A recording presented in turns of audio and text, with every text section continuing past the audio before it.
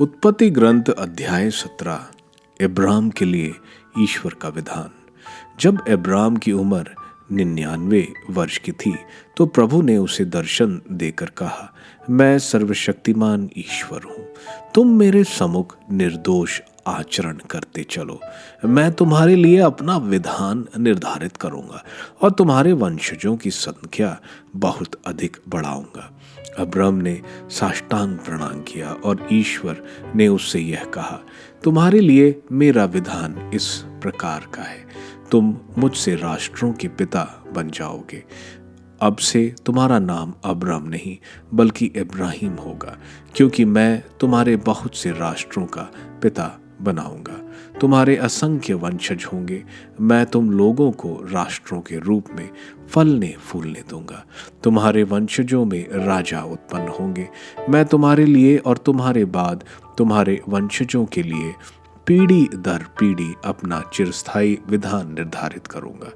मैं तुम्हारा और तुम्हारे बाद तुम्हारे वंशजों का ईश्वर होऊंगा। मैं तुम्हें और तुम्हारे बाद तुम्हारे वंशजों को वह भूमि प्रदान करूंगा जिसमें तुम निवास करते हो, अर्थात कानान का समस्त देश।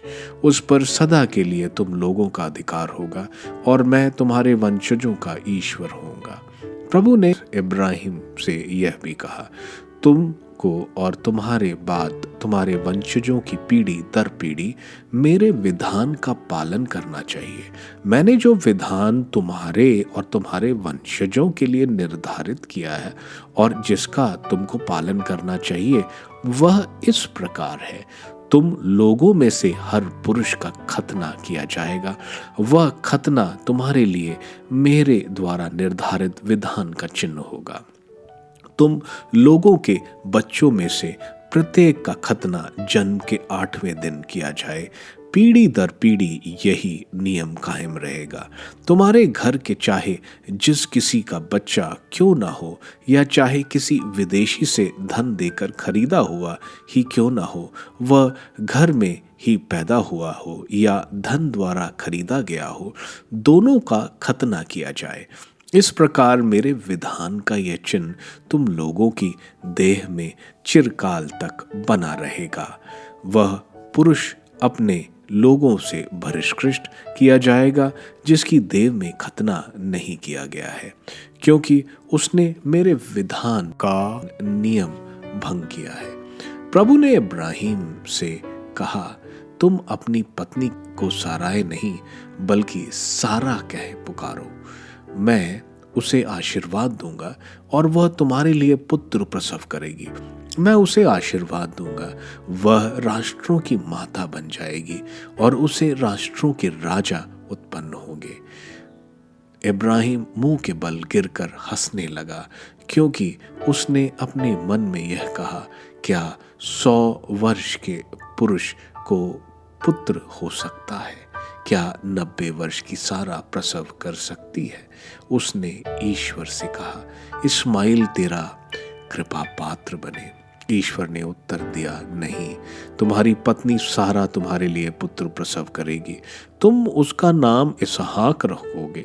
मैं उसके और उसके वंशजों के लिए अपना चिरस्थायी विधान बनाए रखूंगा। मैं उसका और उसके वंश का ईश्वर होऊंगा। मैंने इस्माइल के लिए तुम्हारी प्रार्थना सुनी। मैं उसे आशीर्वाद दूंगा। मैं उसे संतति प्रदान करूंगा और उसके वंशजों की संख्या बढ़ाऊंगा। वह 12 कुलपतियों का पिता बनेगा और उससे एक महान राष्ट्र उत्पन्न होगा। किंतु मैं इसहाक के लिए अपना विधान बनाए रखूंगा। अगले वर्ष के इस समय सारा उसे प्रसव करेगी। इतना कहकर ईश्वर इब्राहिम को छोड़कर चला गया। तब इब्राहिम के यहाँ उसके पुत्र इस्माइल का, उसके घर में पैदा हुए सब लोगों का तथा उनका जिन्हें उसने धन देकर खरीदा था, अर्थात इब्राहिम के घर के सब पुरुषों का उसी दिन ईश्वर द्वारा उसी को दी हुई आज्ञा के अनुसार खतना किया गया। जब इब्राहिम का खतना हुआ तब वह 99 वर्ष का था, और जब उसके पुत्र इस्माइल का खतना किया गया था तब उसकी आयु 13 साल की थी। इब्राहिम और उसके पुत्र इस्माइल का खतना एक ही दिन हुआ। उसके साथ ही उसके घर के सब पुरुषों का भी खतना हुआ, चाहे वे उसके घर में पैदा हुए हों, चाहे ऐसा हो जो धन देकर विदेशियों से खरीदे गए हों।